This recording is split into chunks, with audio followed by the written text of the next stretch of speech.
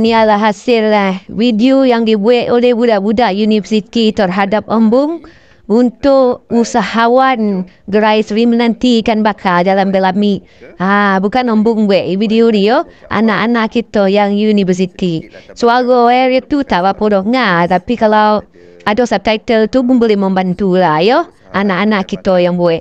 Belami, gerai Seri Menanti, dan telah berjaya membangunkan perniagaan ini menjadi salah satu destinasi pilihan pecinta makanan laut. Betul puan? InsyaAllah betul.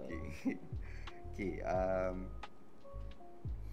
Sebelum tu saya mewakili kumpulan saya dari pelajar Universiti Tenaga Nasional UNITEN mengucapkan terima kasih kerana sudi menerima kunjungan kami pada hari ini. Sama-sama.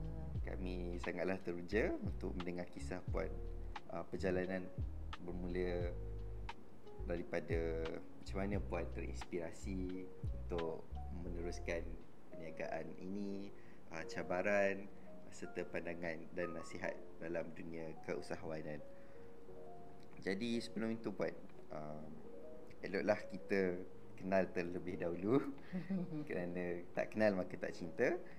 Jadi mungkin puan boleh berkongsi latar belakang puan, sedikit sejarah tentang perniagaan puan. Okay, Assalamualaikum. Nama saya Azila, nama penuh saya Nur Azila binti Jaafar.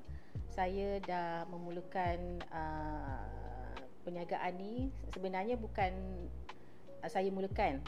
Ini adalah legasi daripada perniagaan daripada arwah ayah saya.